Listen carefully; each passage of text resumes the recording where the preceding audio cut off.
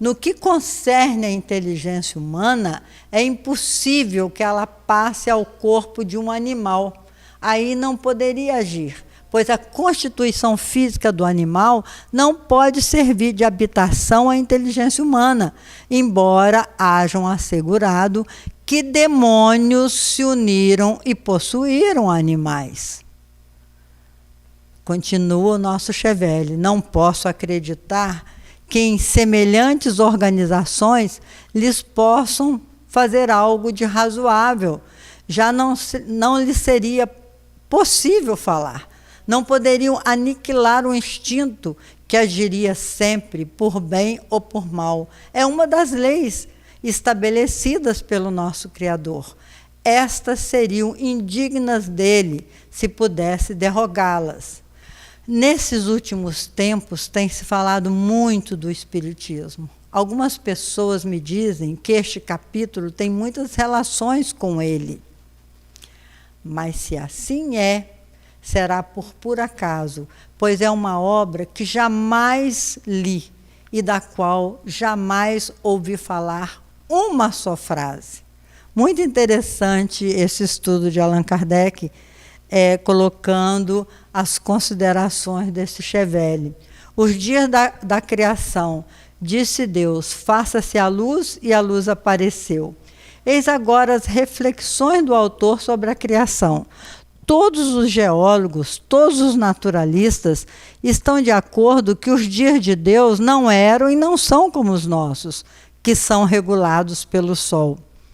Com efeito, os dias de Deus na criação não podiam ser regulados pelo Sol, porque, segundo os textos das Escrituras Sagradas, o Sol ainda nem tinha sido criado ou não aparecia. Daí a palavra que nas Santas Escrituras, na linguagem que estas foram escritas, tanto significa dia quanto significa tempo. Olha as considerações do camponês. Assim, o erro bem pode ser dos tradutores, que deveriam ter dito em 6 tempos, em vez de dizer em 6 dias.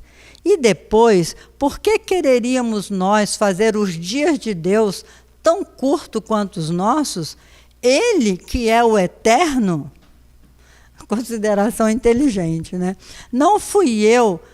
Não que eu queira dizer que Deus não pudesse ter criado o mundo em 6 dias, cada um de 24 horas, e que cada um desses anos valessem centenas de milhares de nossos anos. Se eu quisesse entendê-lo assim, estaria em contradição comigo mesmo, porque em meu primeiro volume eu disse que em 1 minuto, 100 mil anos ou 100 mil séculos eram as mesmas coisas para Deus. Quando se examinam as camadas da Terra e como foram formadas, chamamos essas diferenças revoluções de épocas. As provas físicas lá estão, pois esses depósitos não ocorreram em 24 horas. Só há 7 dias na semana para nós. Deus não tem senão um dia ao todo, e esse dia não tem começo e nem fim. Para o nosso bem, Ele quer que repousemos um dia por semana, mas Ele jamais repousa, nunca dorme, e sua ação é incessante. E quando as neves, os gelos e as geadas nos fazem ficar ao pé do fogo, há outros povos que colhem flores e frutas. E depois só há um mundo, só há um sol.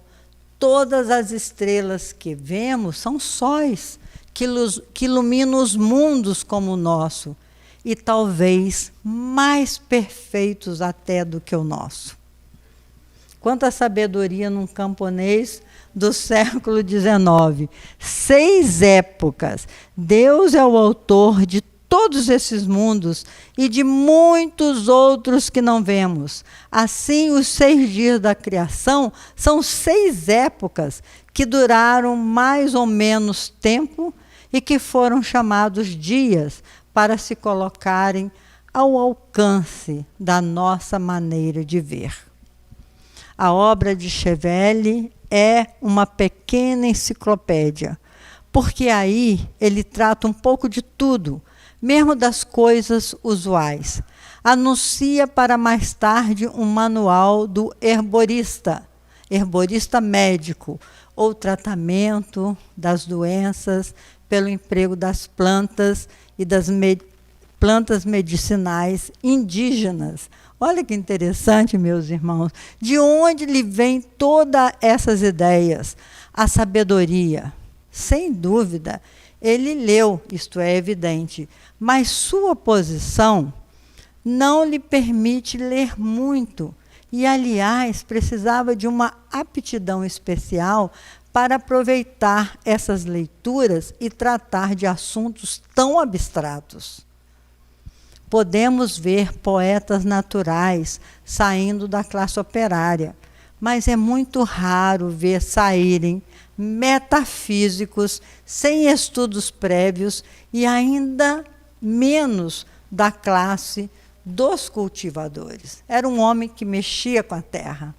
O pai Chevelle apresenta no seu gênero um fenômeno análogo ao desses pastores calculistas, que confundiram a ciência.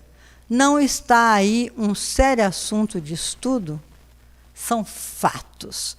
Kardec aborda fatos. E os filósofos espiritualistas? Faltava-lhes a chave única que lhes podia dar a solução.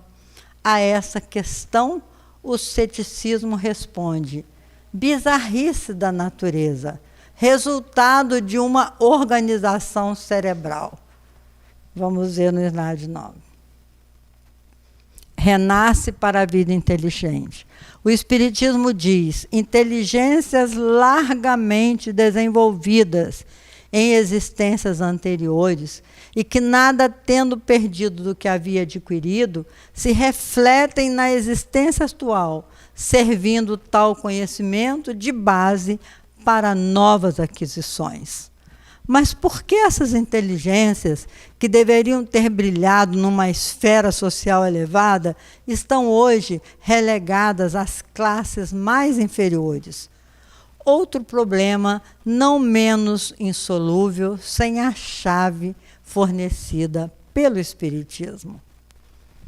Claro que, dizem os Espíritos, provas ou expiações voluntárias escolhidas por essas mesmas inteligências que, em vista de seu adiantamento moral, quiseram nascer no meio ínfimo, fosse por humildade, fosse para adquirir conhecimentos práticos que lhes serão aproveitados em uma outra existência.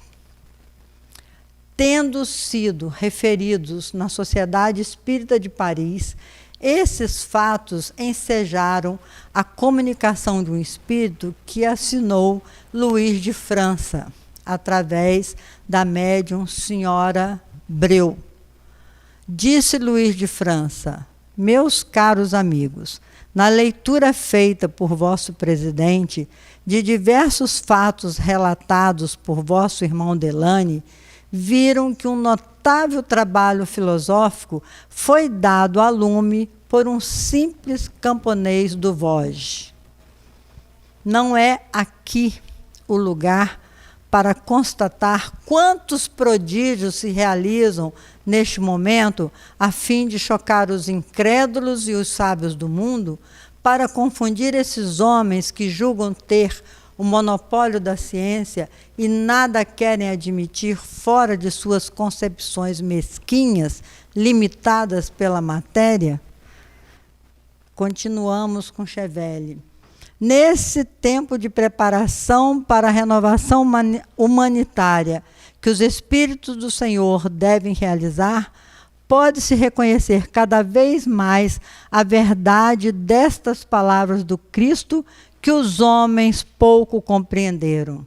Graças te dou, meu Pai, Senhor do céu e da terra, por haveres ocultado essas coisas aos sábios e aos poderosos, e por as teres revelados aos pequeninos. Revelado aos pequeninos. Quando digo sábios, diz Kardec, não falo desses homens modestos que, infatigáveis, pioneiros da ciência, fazem a humanidade avançar, mas falo daqueles que, enfatuados de seu saber, creem com muito gosto que não pode existir aquilo que eles não descobriram, patrocinaram e publicaram. Esses serão castigados em seu orgulho, e Deus já permite que sejam confundidos pela superioridade dos trabalhos intelectuais que saem da pena de homens que estão longe de usar o barrete de doutor. Sim, meus irmãos, compreendei, pois, que o orgulho é o maior inimigo do vosso adiantamento, e que a humildade e a caridade são as únicas virtudes que agradam a Deus e atraem para o homem esses divinos eflúvios que o ajudam a progredir e dele o fazem aproximar. Meu irmão, minha irmã, coisas maravilhosas ter a honra de compartilhar com vocês experiências ocorridas há 152 anos atrás, registradas por Kardec na Revista Espírita que fundou. Sentimos no fundo de nossa alma a certeza de que todos estamos interligados para a construção do amor no planeta Terra e em nossos corações. Obrigada, Kardec. Não devemos temer nada se estamos nesta senda do bem. Concluímos este ano de 1865, relembrando a fala do codificador. As boas ações são a melhor prece, por isso que os atos valem mais do que as palavras. O Espiritismo, pois, não vem destruir, mas ao contrário, vem restabelecer todas as coisas, isto é, restituir a cada coisa o seu verdadeiro sentido. Até o nosso próximo encontro, se Deus quiser.